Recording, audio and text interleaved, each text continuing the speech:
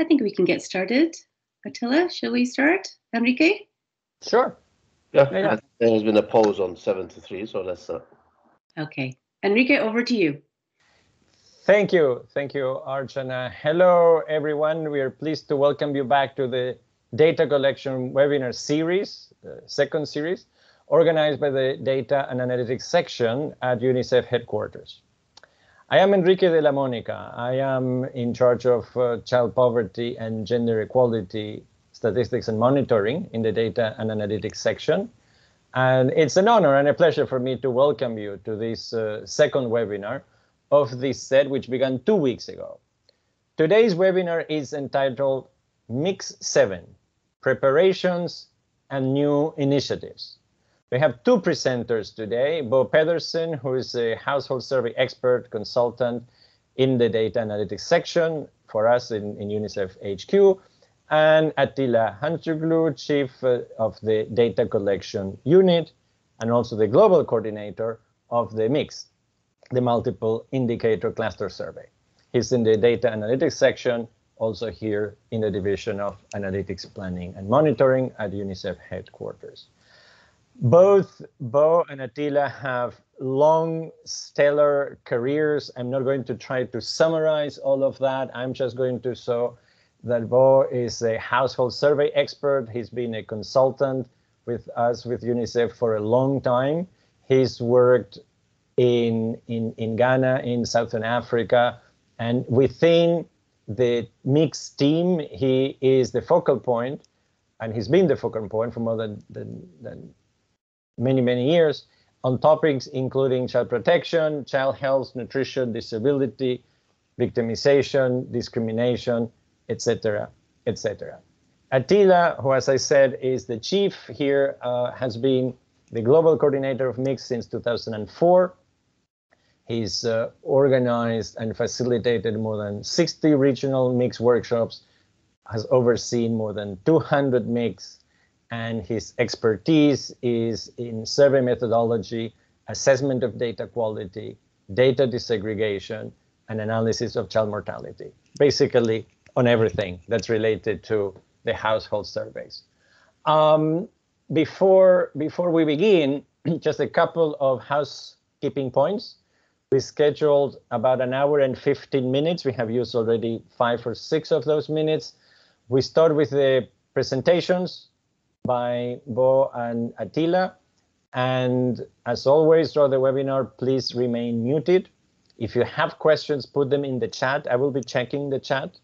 I will try to group the questions and direct them myself directly to the presenters during the question and answer period.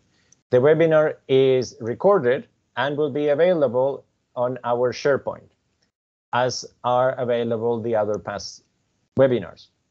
We're also going to post the recording in the MIX YouTube channel, so it will be publicly available.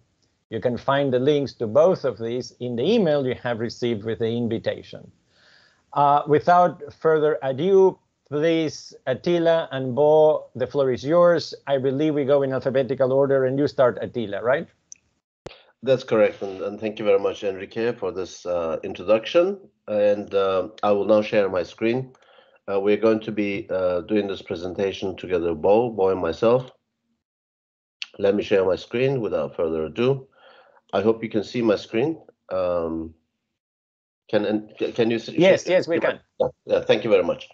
So this is about MIX 7, how we're preparing for MIX 7 and the new initiatives in relation to MIX 7. So I will go as fast as possible, the first parts, because the core part of this presentation, of this webinar, is actually the work that we've been doing to decide as a means, as an objective means to decide on what the content of MIX 7 is going to be and what kind of architecture we're going to have for the questionnaires. That's always the beginning of every round. So this is work that has been in progress for a while. And I will explain how we have been going about it, but that is the core of this presentation.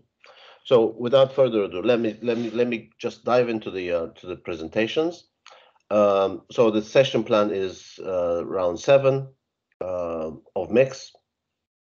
especially the questionnaires. We will tackle the new mixed topics, modules, and indicators that we are working on. We will talk about 4 initiatives: Mixed GIS, Mixed Plus, Mixed Link, and Mixed Tabulator at the end of this webinar. And we'll also talk about some of the longer term, a selection of some of the longer term thinking on innovations in Mix. So let's start with Mix 7, and but let me talk about the background a little bit. Mix 6 was from 2017 to 21. It was about SDG baselines to assess SDG progress. Mix 7, we will start in 2022, next year, and will run until 2026 tentatively. It will be mainly about assessment of SDG progress. It is broadly synced with the new strategic plan of UNICEF, and we hope to be able to do strengthened technical assistance framework, and we will continue the workshops. The model of technical support is going to remain mostly intact. We're going to strengthen it and do some modifications to it, but basically the workshop approach that we have, the online inside or offsite technical support is going to continue as well. And very tentatively, of course, if we finish Mix 7 in 2026, that means that we will start 2027 Mix 8, which will run until 2030, and which will be the final, where the headline is going to be mainly the final assessment of SDGs. The work that we've been doing until now, we started this work working on questionnaire content and architecture back in June this year. We have had a number of consultations. You see on the screen who we have been doing these consultations with, including at headquarters at a regional level. This month and next month, we hope to continue the consultations with our management here, with the program group, other UNICEF units, as well as other household survey programs. We started actually working on standard survey tools and questionnaire design in parallel with the work on the content and architecture back in August.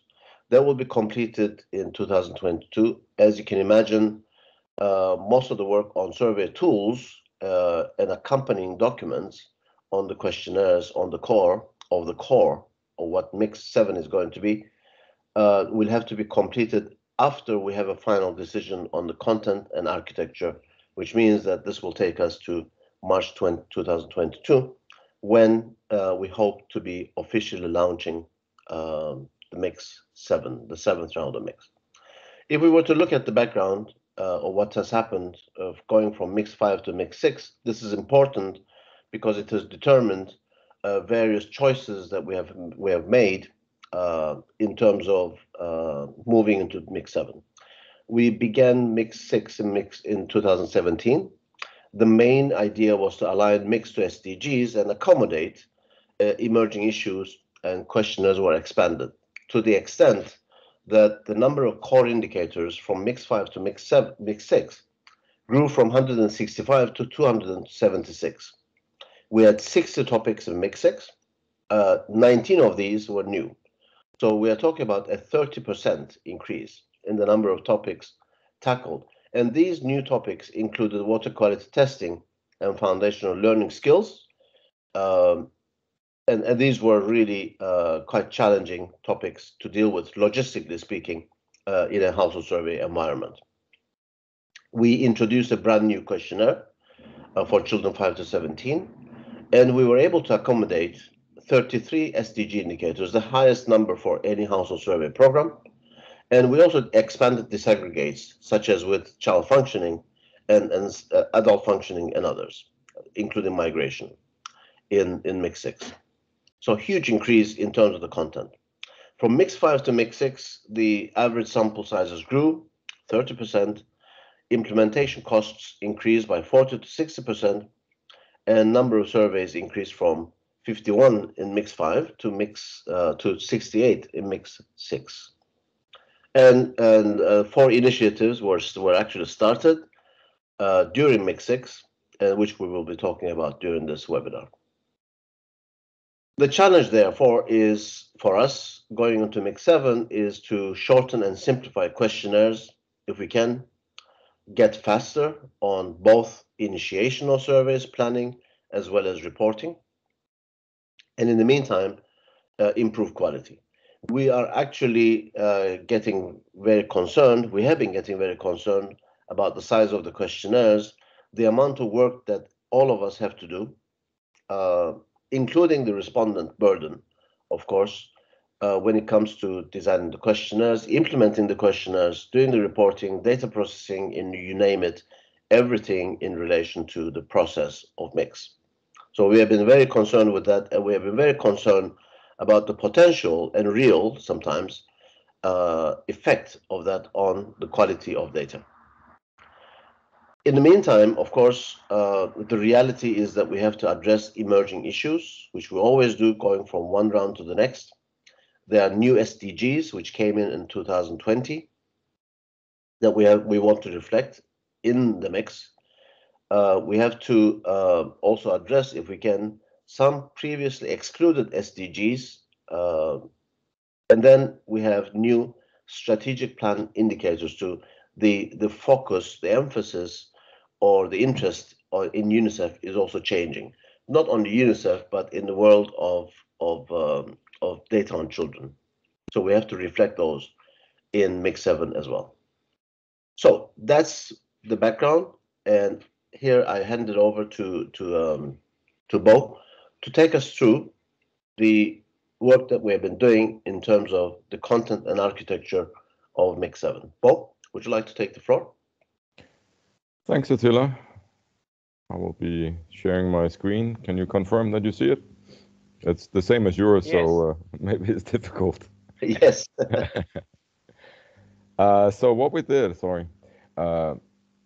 was actually to step back to things that we have been discussing for quite a number of years and have tried to have some sessions about, but over the course of the summer, basically in 2 to 3 months work, we went through in an attempt to design an objective scoring system that would decide, again, objectively, what should go into the standard mix tools. We went through a number of iterations on how to do this, and it was a very lengthy piece of work. But what we ended up with, we are very pleased with. It is a scoring system that has been built that is sustainable, that we can continue to use and further develop as things and priorities of the world changes.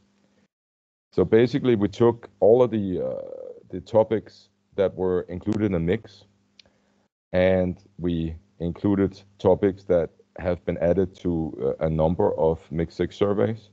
Not just single events, but topics that were of multi-country interest. And then finally, a range of new topics that includes, well, I would say long-standing topics that have been included in some Mix surveys, something that has been brewing for quite a while, as well as emerging issues where we, to some extent, are close to no development of global indicators, etc., but things that are emerging. We intend to go through this on an annual basis. That is at least what we at this point have decided. But for now, we are working towards finalization of what topics go into Mix and what the architecture will be. So it turns out that we had 75 unique topics, and a topic is not really defined by how big it is. It is a special group, a special segment of questionnaires, not modules within the questionnaires, but really topics. It will be things from very simple, important but simple questions on whether a child's birth is registered, to the enormous component of doing foundational learning skills assessments. not at all comparable in terms of how heavy or big or lengthy these tools are, but unique topics. We have split our assessment into 5 dimensions, which in total includes 17 indicators. So here on the screen, you see the 5 dimensions. We're looking at SDGs and UNICEF. You will see the indicators in a minute.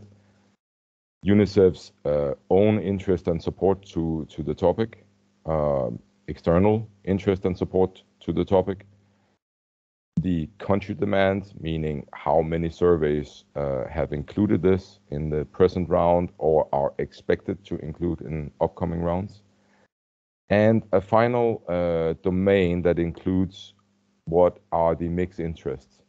It doesn't mean that we are driving what goes into the surveys per se, but there are some topics that are, what should I say, better suited for mix than others. And you will see here. I'm not going to attempt to read all of the indicators to you, but as you can see, for instance, when we talk about the domain of SDGs and UNICEF, we assessed whether a topic generates an SDG indicator or contributes to it, whether UNICEF is a custodian or partner of this particular SDG of the topic, and the number of SDGs that are generated within the topic itself. In parentheses, you will see the number of points that we assigned to the specific indicator. Most of them are not yes/no binary indicators. There are certain qualifications under this. I can show you more. The topics, the scores, were then weighted in these dimensions that I explained, and it's a relatively even weighting process that we have applied. But truth be told, as we played around with the weights and received feedback during our consultations, the weights do not really matter that much. So before I get to where this actually led us, we had some overall considerations on how to design our new questionnaires for Mix 7. Looking at the very first row, topics that would be excluded from Mix 7,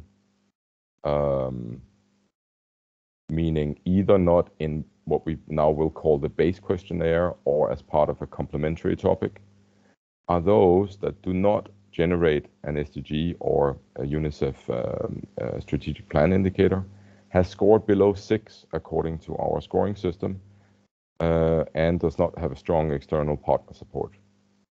Now, those that go into base questionnaires are those that are globally relevant and have scored 6 or higher out of the 10 points that we have assigned. For the complementary topics, I will get back to that in a second. That would be topics that are only relevant to selected countries or regions. That would be, let's say, FGM, malaria, etc.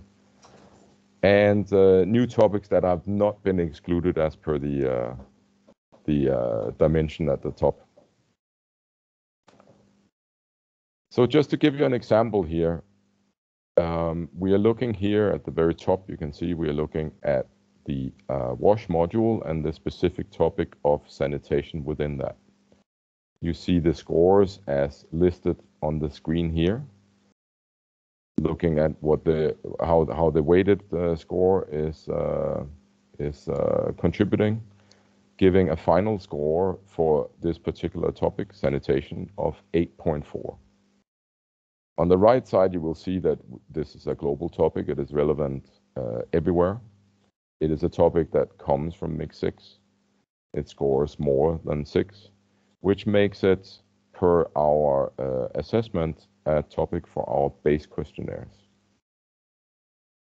Just to give you a couple of more examples, here we are looking at contraception.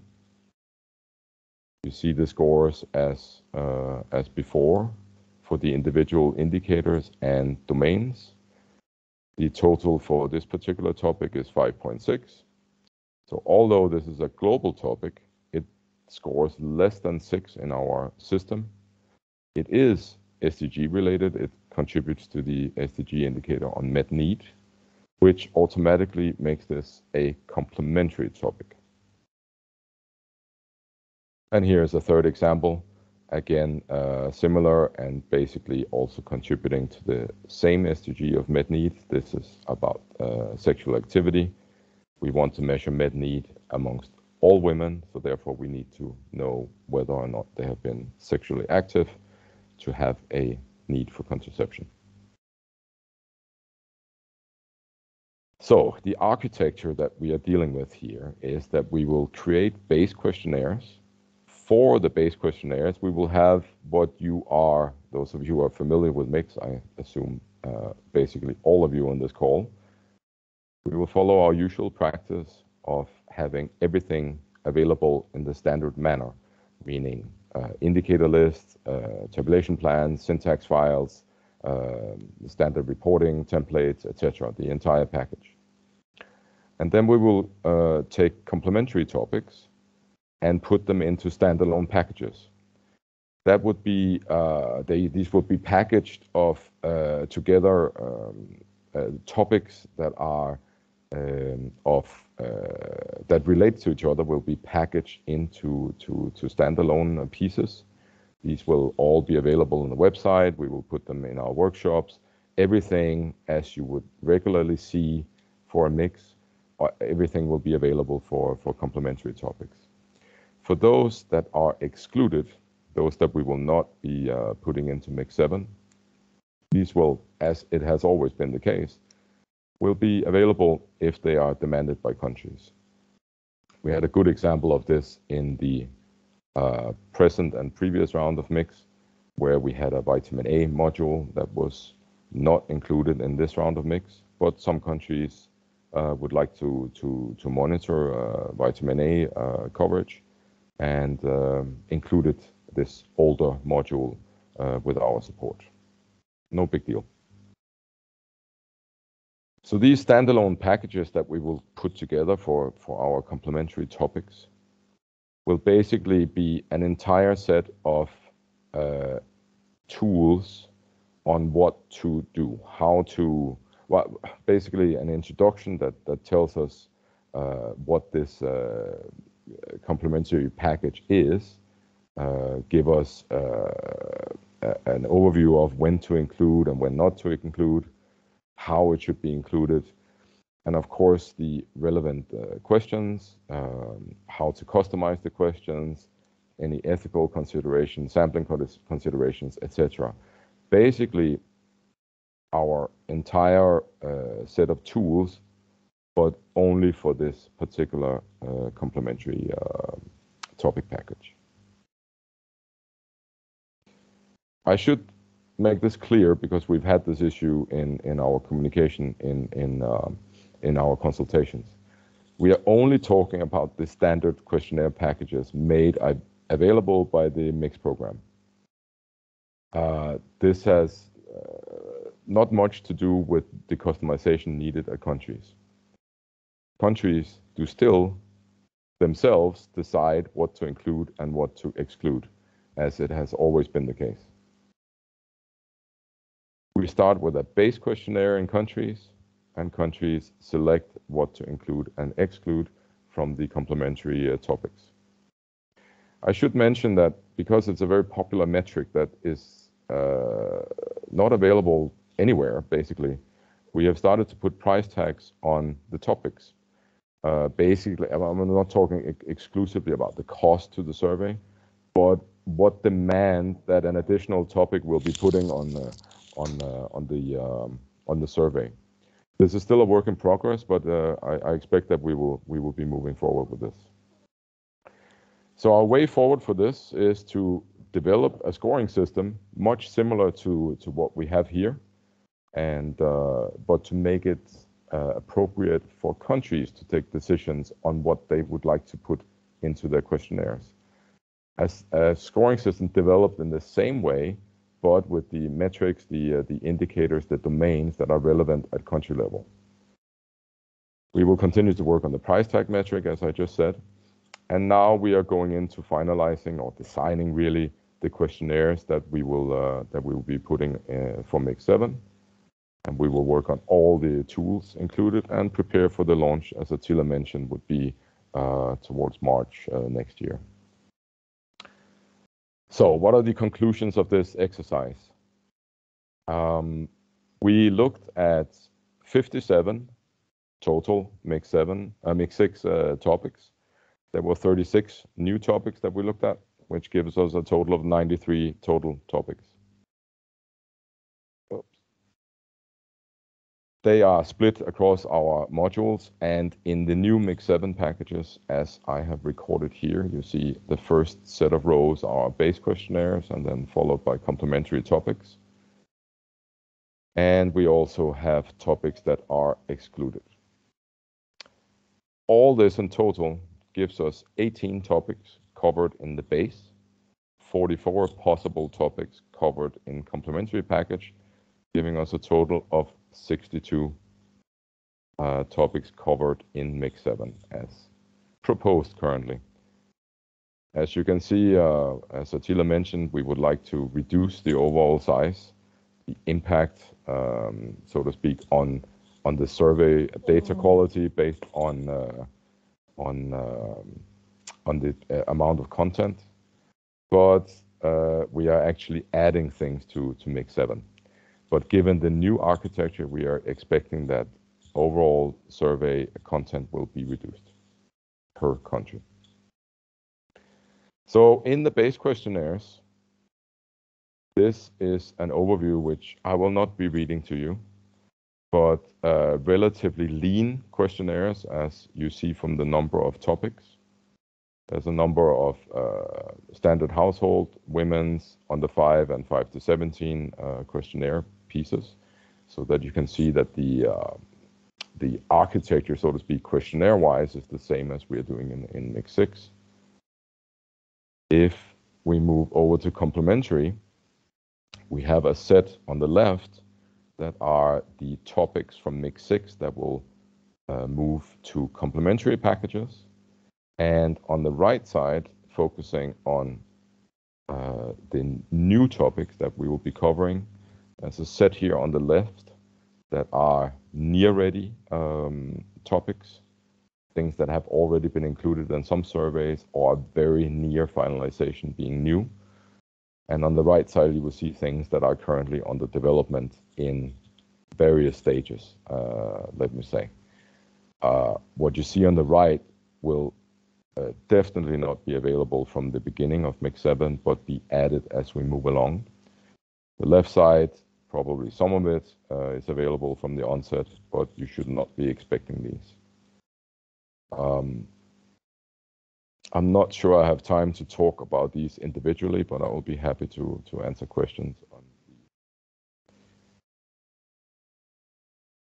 Now moving into mix initiatives, as per Attila's overview of the presentation. I will just be talking about the first because that is in my set of responsibilities as well. It is the Mix GIS initiative.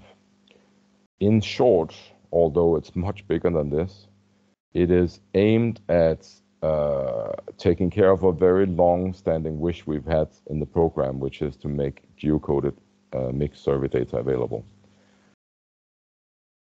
We have not had the capacity to do this before now, but because of the increased interest and demand on UNICEF for this, we actually now within UNICEF have quite a capacity outside of the mixed team. So we are partnering and have developed a methodology and a piece of software that can anonymize cluster locations as per the basically what is presently the gold standard of anonymization, which is what DHS has developed over the years.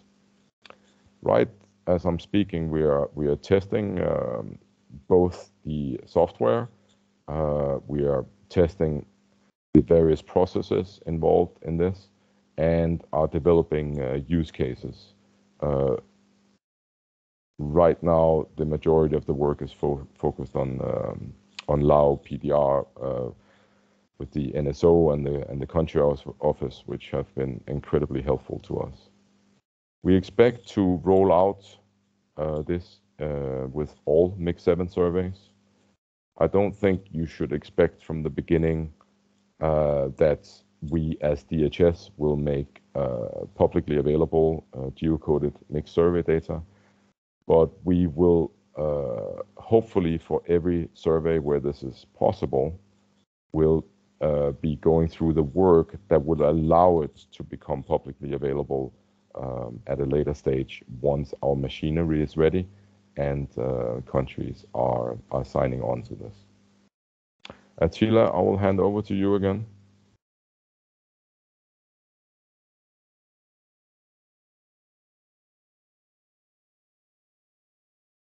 Thank you very much, Bo. Can you see my screen? Yes, at least we think it's your screen now. Okay. Okay, so I'm going to be talking about 3 initiatives in addition to Mixed GIS. And as you can imagine, each of these initiatives actually deserve a webinar for their own.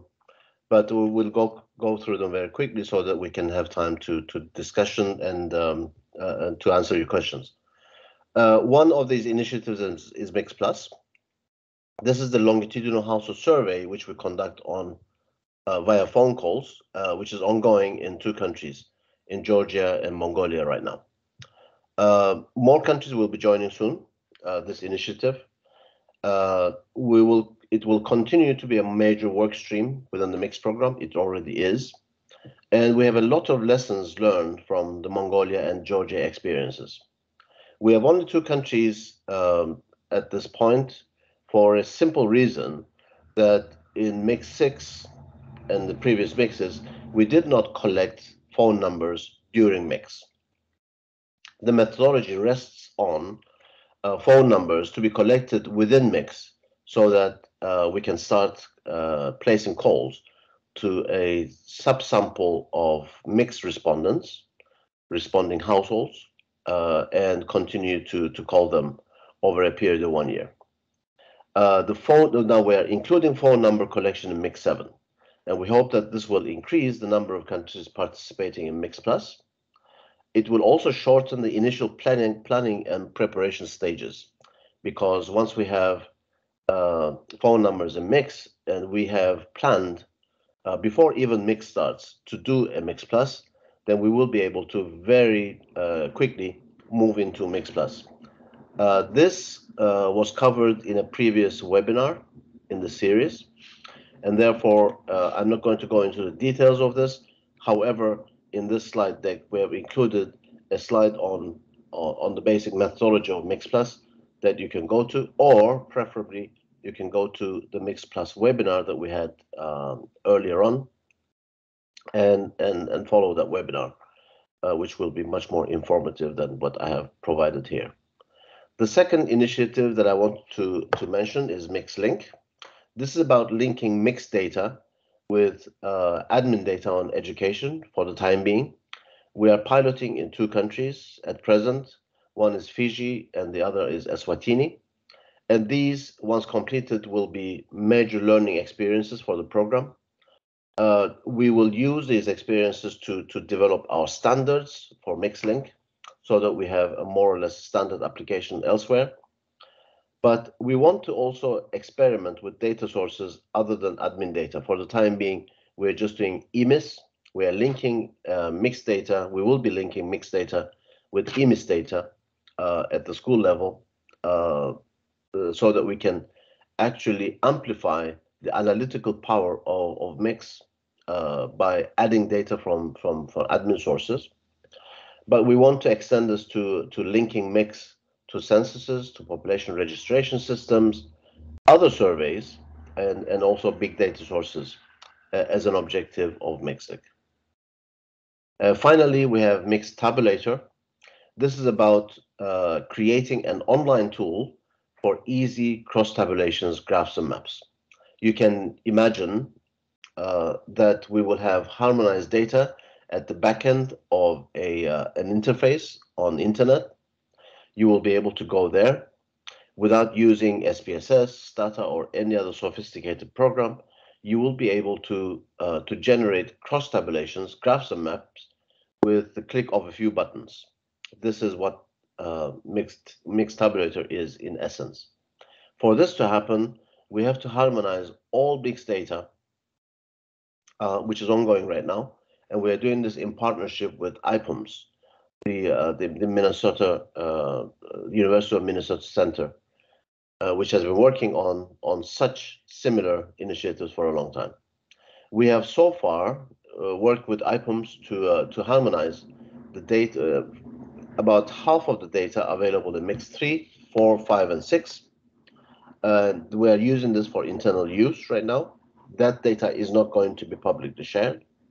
It is going to be only living in the backend of Mix Tabulator, which we have completed this scoping exercise for. And Mix Tabulator itself will start as soon as resources are secured from our side. So this is very dependent on us securing the resources needed for it. Independently, by the way, the IPUMS program has started working on what they call IPUMS Mix with our support. They're expected to launch it in 2022. This is similar to IPUMS DHS, but it is going to be different. IPUMS Mix is going to be different in terms of how data is accessed by users, which means that in the case of IPUMS Mix, users will be able to download the syntax, the programming that is needed to harmonize data from IPUMS, and they will be accessing data, the microdata, from our side. In the case of IPUMS DHS, I believe that you are able to download harmonized data from IPUMS itself, which we will not be doing in IPUMS Mix. Also, a major difference is harmonization strategies. In the case of IPUMS DHS, they are harmonizing data as per survey, one survey at a time. In our case, it's one variable at a time, one sector at a time. So to end with, I think, a selection of some other longer-term innovations that we are thinking of. These are not in the making right now, but they will be very soon, hopefully. They're resource dependent. We want to develop a compact, real-time mixed implementation platform, which combines questionnaire design, CAPI, data processing, analysis, etc. This will include the exploration of alternative data processing and reporting tools and platforms, and it will also help us to monitor fieldwork and also edit data with machine learning algorithms. We want to go into digital tools for effective remote capacity building, for training and for technical support, and this will include tools for important face-to-face technical support. One of the areas that we want to go into is to use gridded population sampling. This will increase our speed and precision, and it will mean that we are not leaving any children behind.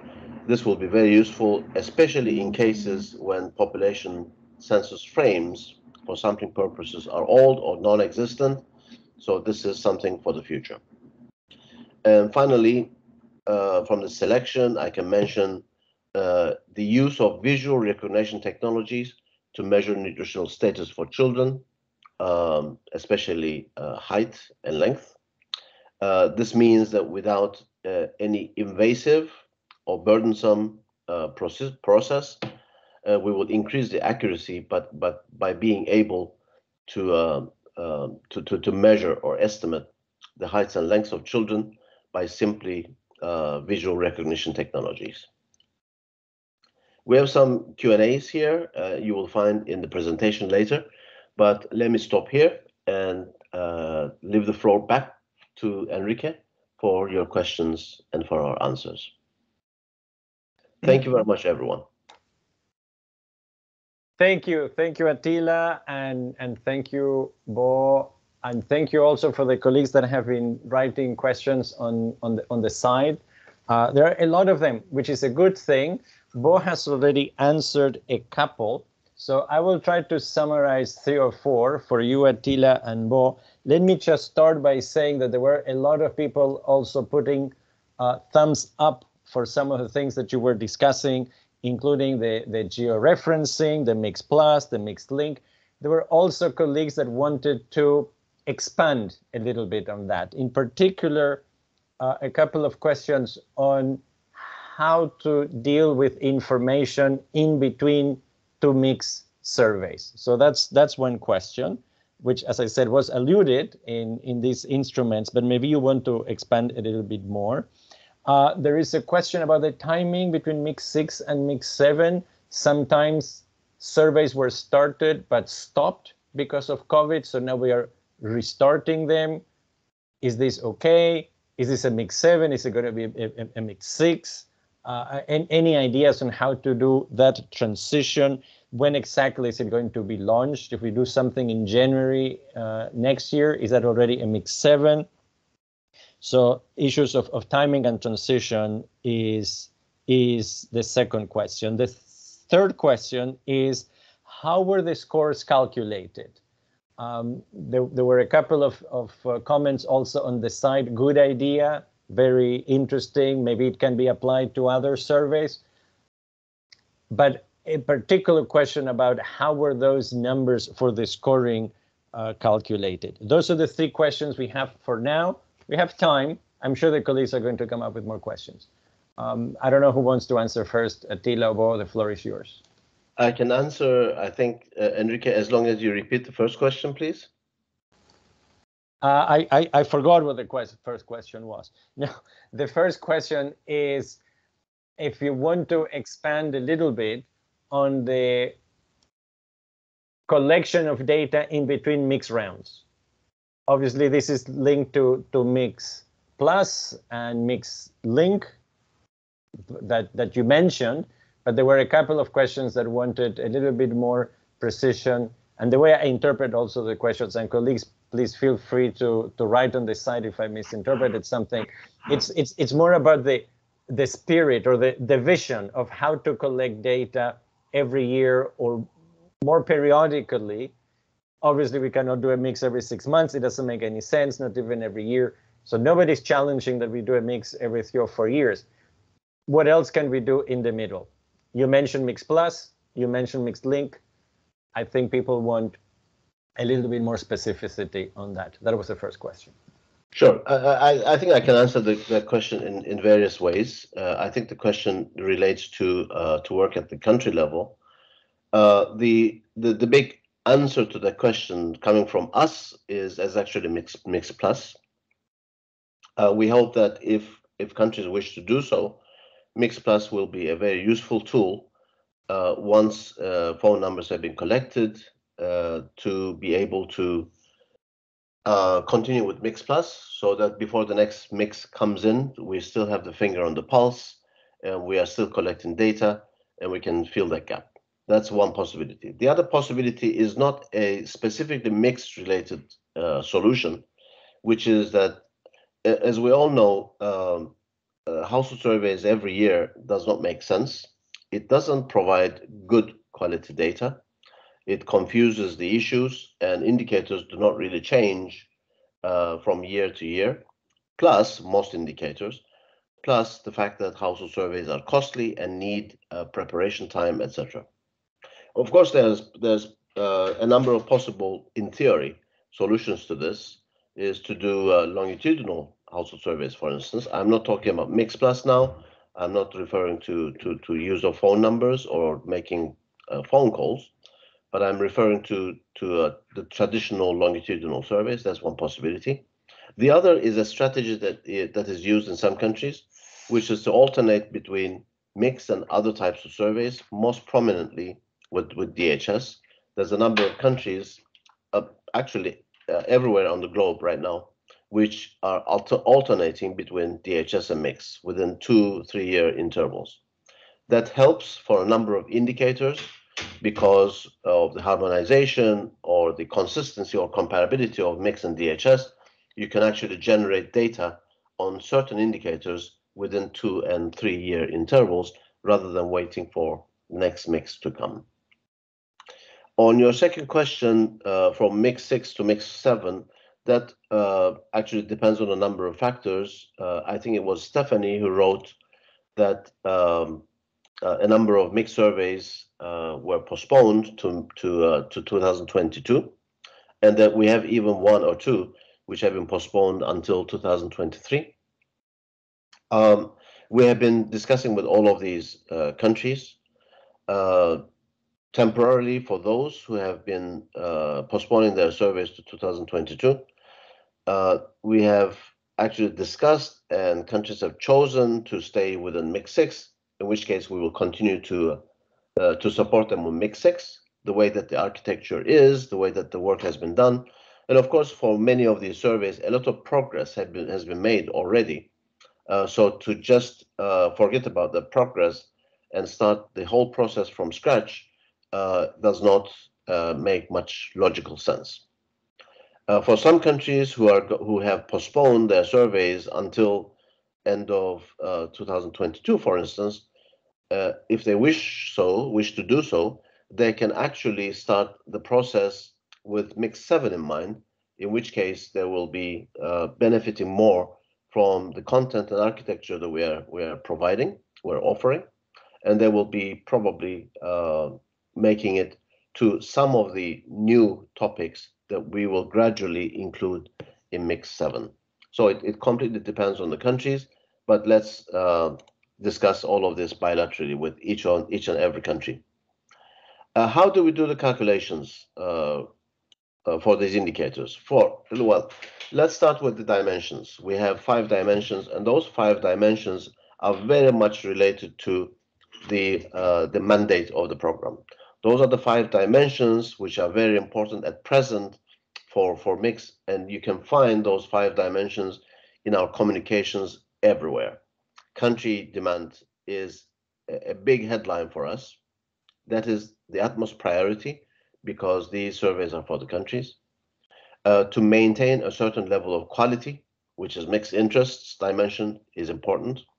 We know that we need to reflect the priorities of UNICEF and the children's data community into this, into Mix always, which is the second dimension that we talked about.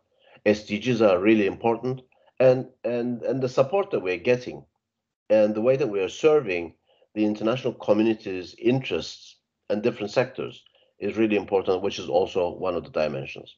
The indicators we operationalized were our way to operationalize these dimensions.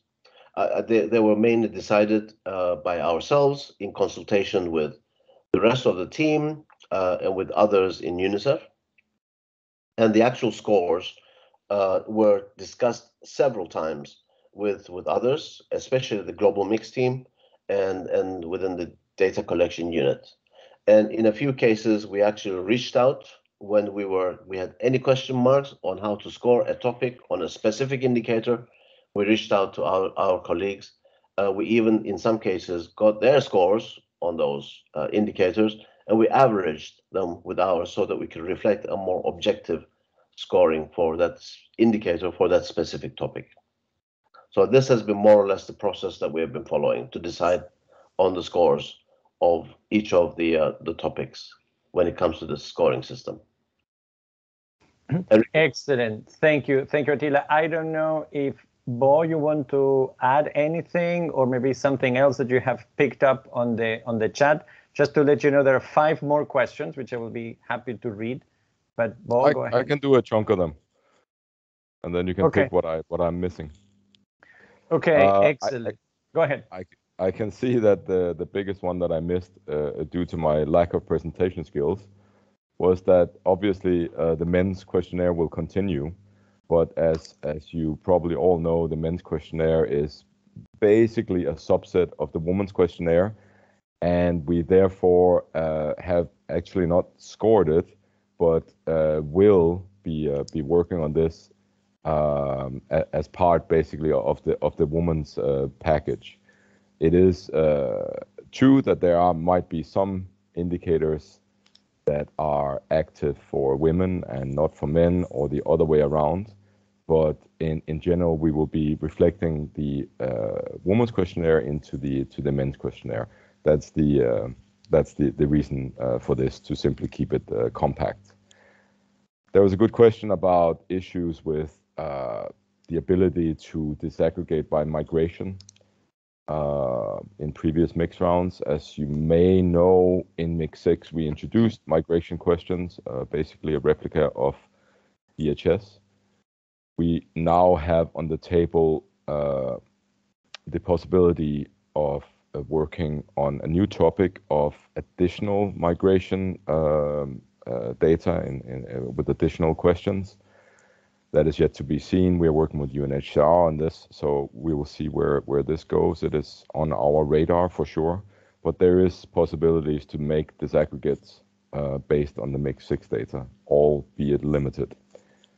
There was a comment about sexual violence, whether part of the domestic violence as listed amongst the complementary topics.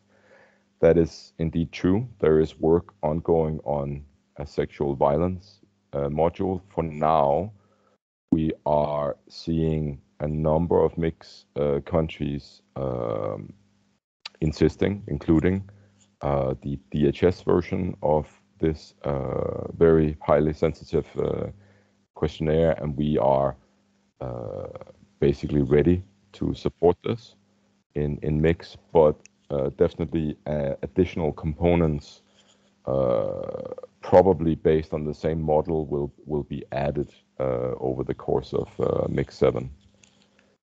There was an additional piece on GIS, on ethics. There are other pieces of ethics in the questions. Let me assure you that, as always the case with mix, I would like to think that we are on the forefront of ethical considerations in what we do, and we'll continue to work with statistical officers, other implementing partners to enforce respondent anonymity and to secure the well-being of our respondents. That is really at the center of everything that we do.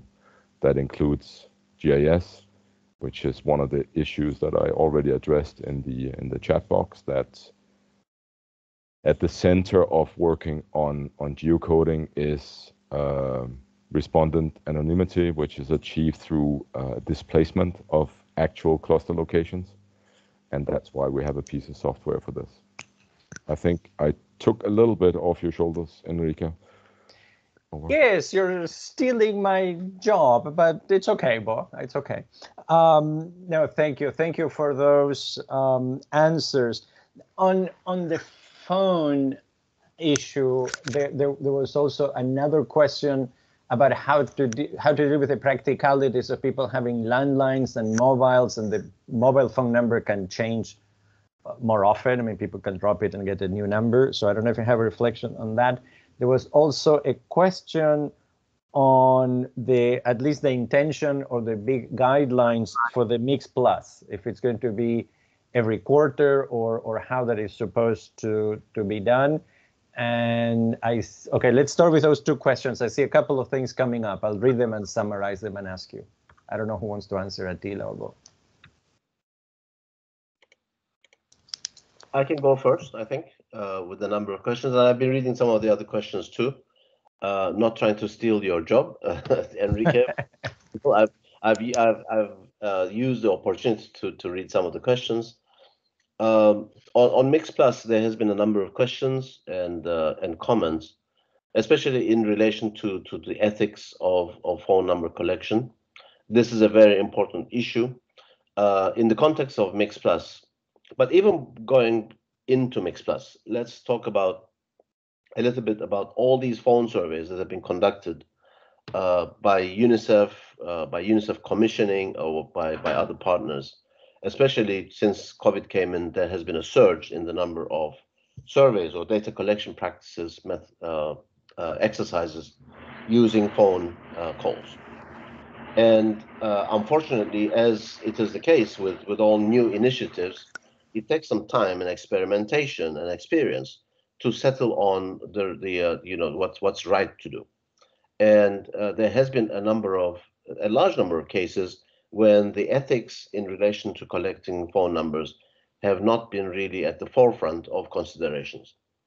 For the Mix Plus, from day one, we started working very closely with our ethics focal point in Innocenti, and we've been doing a lot of great work to ensure that the way that we collect the phone numbers is actually consistent with ethical standards, so that we don't violate anyone's rights, both in the households.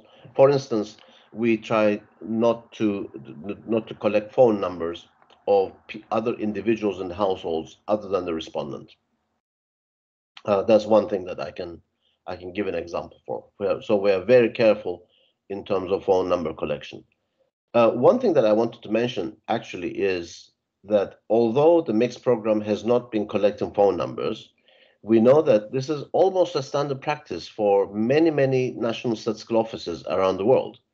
In fact, some of the cases that we have right now, some of the countries that we are negotiating Mix Plus right now, have actually collected phone numbers during their Mix surveys without our involvement, for reasons other than putting in place a Mix Plus afterwards. So this data actually exists at the country level in many countries, but of course we need to make it ethically right if we are going to be doing it in Mix Plus with this kind of frequency. There was some questions or comments on the frequency of Mix Plus. Well, I can answer the question in a number of ways too, which is that currently in Georgia and Mongolia, although admittedly we set out to collect data on a monthly basis, we have found that one, it is not practical to collect data on a monthly basis. Two, it takes a little bit more time than to decide on the content of the next wave of calls than just 1 month. We have to allow some time for the analysis and dissemination of the results, etc. So there's for a large number of factors, and I want to quote. I want to provide a quotation from someone at the World Bank who have been doing these kinds of surveys, that too much data is not a good thing. If you have too much data and you don't have time to analyze and understand the data, then it becomes a problem. So we, in both Georgia and Mongolia, we're settled on more or less putting in place phone calls every other month rather than every month, which has been really good for us. Therefore, within a year or so, in both cases, we have completed 6 rounds of calls rather than every month, putting in place calls to the households. I wanted to clarify what I said at the end of the presentation, that we want to come up with a comprehensive, compact system of survey tools. And there was a comment in the chat box on the existence of Power BI, Tableau, etc., which are the modern approaches to mapping, to graphing, to tabulations, to dashboards, etc. That is very true. What we are trying to create, what we will try to create, is not a system from scratch, but rather to use different tools which are available, as long as they lend themselves well into our system, to make the transition from one to the other almost automatic, so that we don't lose time by using independent software from each other, so that we are trying and we are also using a lot of time to convert from one to the other, and we don't have inbuilt consistencies between these different tools that we are using. So what we are trying to create is not a full-blown from scratch software, but rather making the best use of automation possibilities from existing tools. Thank you, Attila. I think that was very clear. There is a question about unaccompanied children, and there is also a question on, which I think it's more for the type of issues discussed in the further analysis workshops that you usually do in every round, which is linking domestic violence or violence that happens in the household with more macro elements driving the violence, which could be ethnic discrimination or otherwise, and how to link the two. So I don't know if either Attila or Boyo want to answer those questions. Well, would you like to come in for those questions? Sure. If I understand the last question correctly, I would think that this is a very large question and certainly, and I would say necessary research if it's something for UNICEF to support or undertake. But what we can do from the mix side, if we focus on that, we are looking at the linking through MixLink, working with admin systems, which will allow basically to combine data sets. I'm not saying that you would have a broader structural societal violence analysis, but once you link to admin data sources, be it localized or national, that should give you an idea of how to perform that level of analysis. And secondly, it's sort of related to linking, right? You have the GIS piece, that the minute that you have your data geocoded, you will, if the correct ingredients are in place, you will be able to link mixed data over time with the right amount of funding. You will be able to link to big data, to data that is in any way or shape geocoded.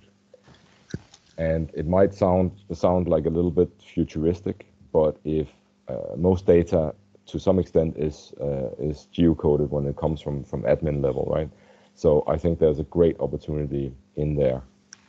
I'm trying to remember the second question. Was it on street children, unaccompanied children? Yes, street children, migrants, unaccompanied children. Yeah. So I mean, in short, and I hate to be abrupt in this, MIX is a household survey working on a sampling frame that is typically the census. So we have issues capturing things that are not in households or recorded in households at the time of a census. There are options for this, and we ourselves are working on collaborating with the variety of gridded population sampling frames that are out there. That is updated, modeled populations by various sizes of geographical grids in countries. That should allow us to capture households, only households, that are outside the sampling frame that we will draw our household sample on. For street children, that is the issue when they don't belong to households. Our colleagues in child protection in the DNA unit in New York have been working on. I believe it was in Ghana. There was a webinar about this quite recently in Ghana, looking at children living in facilities to capture a huge segment of children outside of households. And thirdly, I have to mention that one of the challenges here is that while it in some countries this is a huge problem, the number remains relatively small.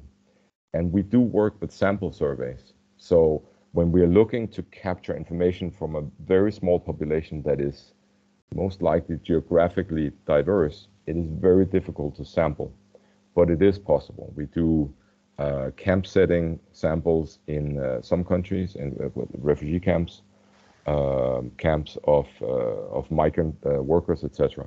So it is possible, but it is costly and it is of course complex. But it is possible. I hope that helps answering the questions. Over. Yes, I think it does, Bo. Thank you very much. And I like the reference you made about refugee camps and things like that. Although it didn't come up in the question, but it's important also to reflect and to remember, all of us to remember that it's also possible to apply this in some of those emergency or humanitarian settings. So that's great. There was another question coming up. Probably it's going to be the last time. I'm also looking at the clock. And I think it's a relatively simple one. It's about SPSS. Are we thinking of migrating into R or something else? I can say something about that. I think that is very true. One of the things that I wanted to mention is we have different experiences from different parts of the world. There's a large number of NSOs which are very comfortable with SPSS. Actually, we have been using SPSS from the beginning. It has been the program that the software that we've been using all along. Our workforce is specialized on SPSS, so there's some convenience there, as well as most of the NSOs that we work with. Now, that doesn't mean that we are not considering other software. In fact, we had some experimentation with R a couple of years ago. We actually piloted and tried to see how we could use R. It has huge implications for us because it means our workforce would not be R literate necessarily. So there would be an issue there. But moving forward, of course, we also want to get out of the expensive SPSS software and move into R, Python, or other types of software. So that's something that we're considering as part of the larger objective that we have on coming up with a more compact, comprehensive, and agile system, internally consistent system as we move forward. Excellent, thank you. And we have the last, not because it's the least important, but the last question of today. Is it necessary to add modules at the country level? And if so, how much customization is bearable? When we use or we adapt the scoring system to a country, how much flexibility? Let me rephrase that a little bit. Can a country do everything? The base, all the different types of modules, all the optional ones. Over to you. Oh, you want to come in, or do you want me to respond to this? I can try and say something, and you can correct me. Sure. So, maybe it sort of got lost in the overall speed of our presentation, but one of the foundational things that we are trying to attempt with this new architecture is to avoid having topics, modules, pieces in our tools that are simply, taken for granted. We basically have put ourselves in some countries in a poor negotiation role, and I'm not talking about UNICEF. I'm talking about NSOs.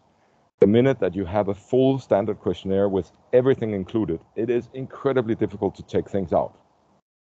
It is a much more convenient and stronger position to have a small base questionnaire and negotiate what goes in, what is important for countries, what are priorities for countries, what have recently been collected, what would work in a mix, what wouldn't work in a mix. It becomes a much stronger position, and the decision can be taken not by one person in a technical committee who oppose to take something out, but by people actually bringing forth their argument as to why to add. So that's sort of the reason of what can be added. Yes, it is entirely possible to add everything and more, and go and kill yourself basically in your survey. Lots of surveys have been doing that in the past. I think we have been slightly more effective in this round of mix to get questionnaires in the field that are manageable, but they are still too big. So that would be part of that customized scoring system that we try to develop to assist local UNICEF offices and NSOs in their negotiation. Now, can countries do this by themselves? Yes, I would say with the support from us, but it depends so much on what the country is, right? In mix, we're dealing with with countries that have no country office dedicated on site. That would be some of the Pacific Islands, some of the Caribbean, some of the high-income countries, to countries that are enormous with massive M&E expertise and have done loads of mixed surveys and know what they want to do and how to do it. So it is our job as part of our technical collaboration and our workshops and everything that we do as a mixed program, including the extension of the mixed program being the mixed focal points in country offices, to manage this. And as always, and I hope I can say this with confidence, as always, the mixed program technical experts will be there to help with anything that you need. I hope that clarifies. Over. Very much. I don't know if Attila, you want to add something in the last minute that we have? No, that was a good response. Yeah. Thank you so much. Thank you. There were a couple of extra comments. I want to thank Ivana, who is also part of the mixed team, who responded to one of the questions on the chat. There were a couple of other comments. They stay there. We can go back. Unfortunately, time is up. I want to thank both Bo and Attila for the presentation and the answers. All of you, I want to thank you for paying attention and the wonderful questions. So thank you very much. Just a reminder, we have 2 more webinars before the end of December this year. On December 1st, we have one on administrative data for official statistics. That's going to be presented by Afsaneh Yazdani. I apologize for mispronouncing names as usual. And on December 15th, we have gender data in remote data collection with Daniel Halim and Heather Moylan. So thank you everyone for your participation. Thank you very much. Great questions, great comments. And we should all meet, and I'm looking forward to see you in 2 weeks' time at the same time, wherever you are. Have a wonderful rest of the day and rest of the week, everybody. Bye-bye. Bye all. Thank you very much, everyone. Bye-bye.